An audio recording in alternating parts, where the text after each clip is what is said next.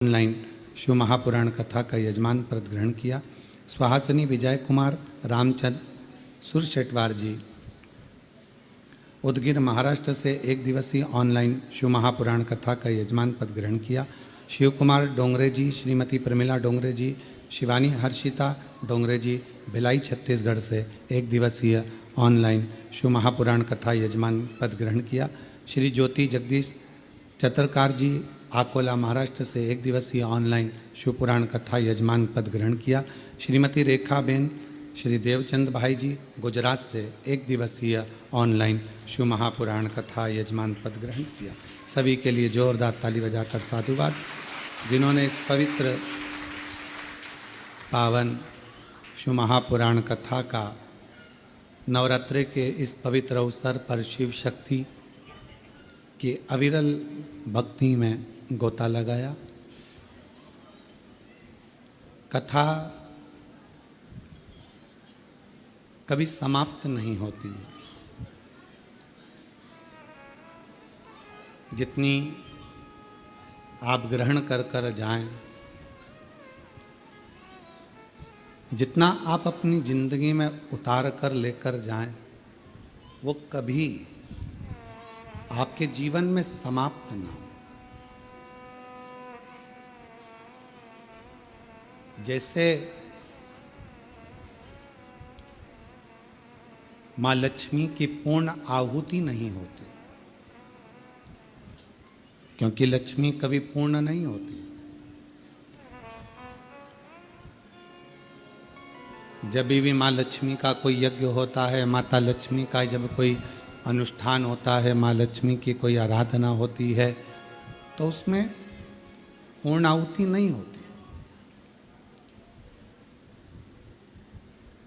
क्योंकि लक्ष्मी कभी पूर्ण नहीं होती। किसी व्यक्ति को कब जरूरत है, किसी व्यक्ति को कब जरूरत है, पूर्ण तृप्त लक्ष्मी से या भोजन से कोई नहीं हुआ।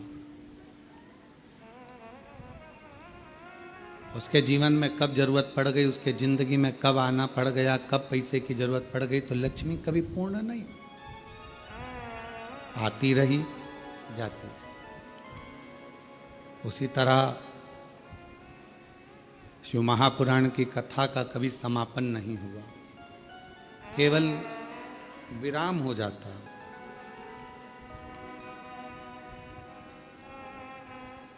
यहाँ विराम होगा, फिर कहीं चालू हो जाएगी, फिर विराम होगा, फिर चालू हो जाएगी, अविरल बहती है।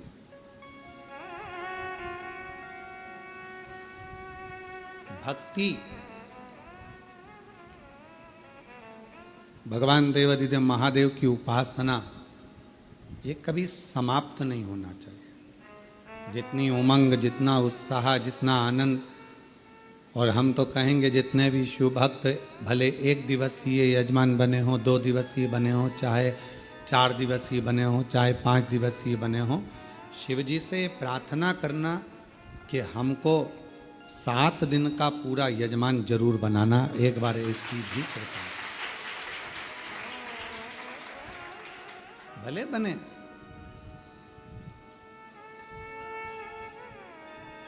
और जो कथा श्रवण कर रहे हैं वो आपस में भगवान से ये प्रार्थना करना कि 7 दिन नहीं, 5 दिन नहीं, तो 1 दिन का बनाना, और 1 दिन भी अगर आपने बना लिया तो हमें 7 दिन तक आप जरूर बनाओगे। ये विश्वास, ये भरोसा है। भक्ति, विश्वास, दृढ़ता, भरोसा ये कभी कम नहीं होना चाहिए।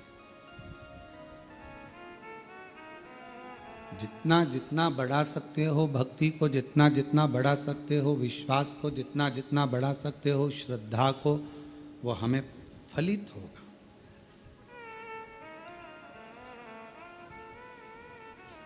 बीज बोने से पहले जमीन को देखना पड़ता है कि जमीन उपजाऊ है कि नहीं।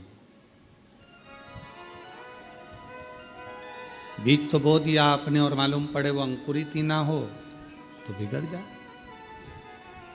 अभी लोगों ने सोयाबीन बोया, मक्का बोई, मूंगफली बोई, सिंगदाना, जो भी उसने बोया, पहले देखा कि ये जमीन उपजाऊ है कि नहीं।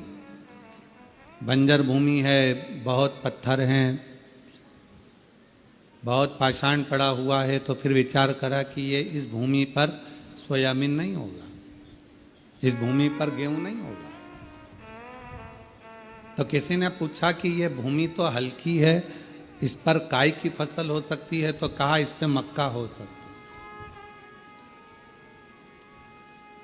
फिर किसी ने कहा कि अगर मक्का भी नहीं हो सके और ज्यादा बंजर भूमि है, क्या हो सकता है, तो कहा मूंगफली हो सकती है।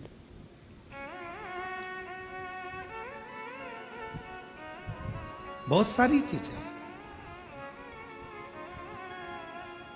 शिव पुराण भी यही कहती है, यदि आप फसल नहीं बो सकते, मतलब हृदय से भक्ति का संचार नहीं कर सकते, तो थोड़ा थोड़ा कथा को श्रवण कर लिया करो।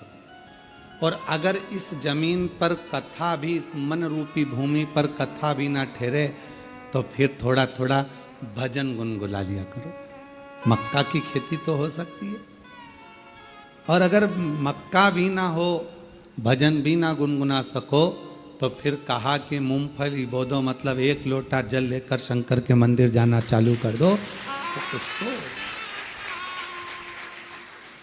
अंकुरित करना ये आपके ऊपर है। भूमि को क्लीन करना, भूमि को श्रेष्ठ बनाना, ये आपके ऊपर है। आप सभी को मालूम होगा, भगवान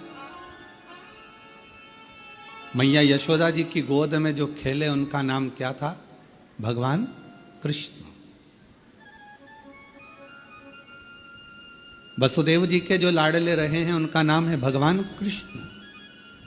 राधा जी के जो प्रिय रहे हैं वो भगवान कृष्ण। रुक्मणी जी से जिनका विवाह हुआ है वो भगवान कृष्ण। कृष्ण का मतलब क्या? कृषि इति कृष्णः। किसी ने भगवान कृष्ण से पूछा कि तुम्हारी मैया ने तुम्हारा नाम कृष्ण रखा, गुरुदेव ने तुम्हारा नाम, गर्गाचार्य बाबा ने कृष्ण रखा, क्यों रखा? तो कहा कृषि इति कृष्ण, मतलब किसान जमीन में बीज बोता है, फसल लेता है। भगवान कहते हैं मैं भी सभी के दिल में भक्ति का और प्रेम का बीज बोकर फसल लेता रहता हूं। मेरे भगवान कृष्ण भी बहुत बड़े किसान हैं, उनका नाम ही कह रहा है कृषि इति कृष्ण। मैं फसल बोता हूं, किसान जमीन में बोता है, मैं दिल में बोता हूं। ये बीज डालता है, मैं भक्ति डालता हूं। वो भी फसल को लेता है, मैं भी फसल को लेता हूं, अपने भक्त को तैयार कर लेता हूं, और फिर वो भक्त फसल को अपने घर में रखता है। तो जब फसल घर में आती है तो उसका भोग सब करते हैं। उसी तरह घर में यदि एक शिव भक्त पैदा हो जाता है तो वो पूरी 71 पीढ़ियों को तार देता है। सब भोग सब भोग।